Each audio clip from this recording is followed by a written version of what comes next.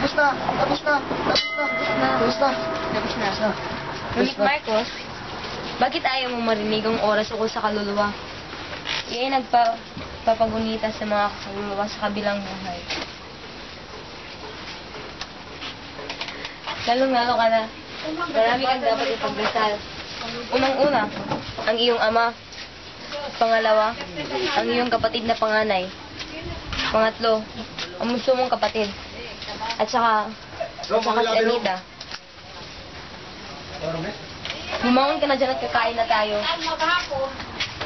Kailangan pa natin pumunta sa lamay upang maalala at maisip natin ang ating mga naulang. Bumangon ka dyan na bakatarag ka. Total, tayo lang naman dalawa ang magkakampi.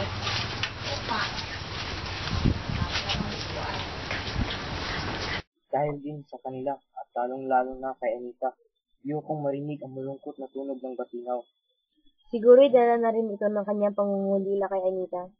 Mabuti pa'y aliwin ko na lang siya. Lumakat ka na sa kubo nila Bastian. Sila may bilas sila. O kaya nangangailangan sila ng mabuting makaawit. Siya kung sisiyan ka doon.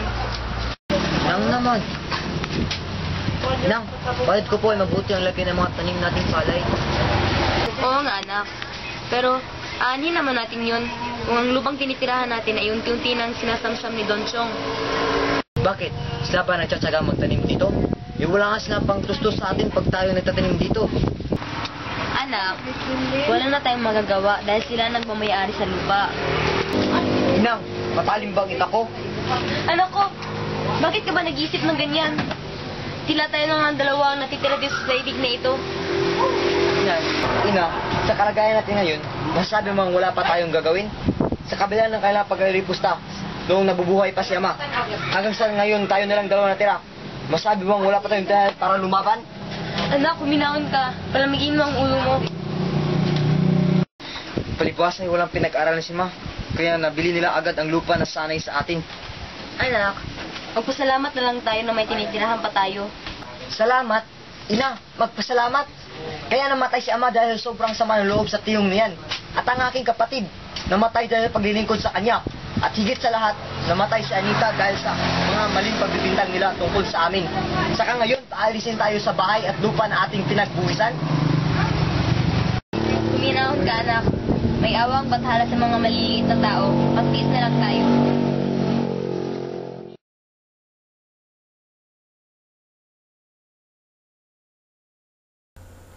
Pinagmasdan ni Marcos ang kanilang kabukiran na sinasakahan.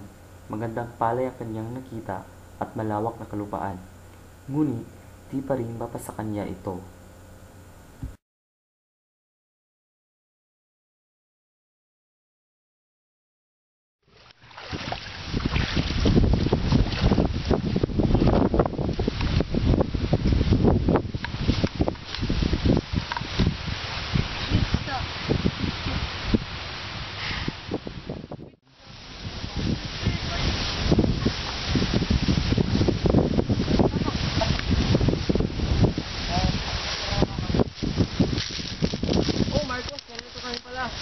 Oo nga.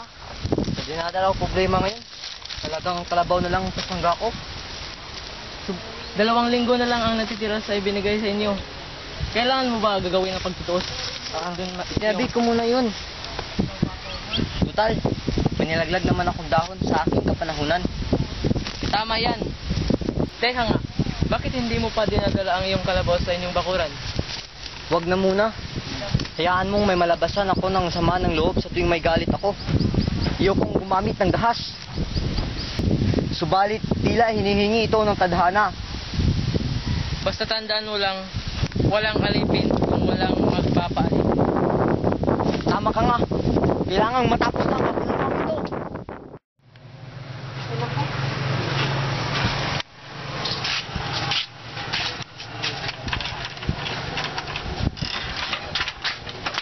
Salamat anak ko at dumating ka na. Akala ko ikay napahamak na. Ano nga bang laman ng bag mo? Pulinas, gura, sweater at latigoy na. Bakit? Aanin mo ba ang mga yan? Ang totoo, kapagabi, ang kalabaw niya ang nilalabasan niya ng sama ng loob. Nabalitaan niyo ba ang nangyari kay Don Tiyong kahapon? Bakit? Ano bang nangyari kay Don Tiyong? Sabi nila inatake daw siya ng kalabaw. Sino raw nagmamayari ng kalabaw na iyon? Sinabi din nila na kay Marcos daw yun. Ah, talaga?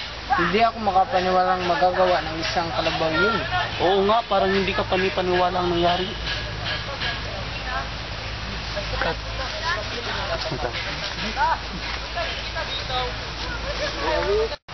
Maswerteng kalabaw yun. Walang Panginoon. Tara na, anak. Upo, Nay.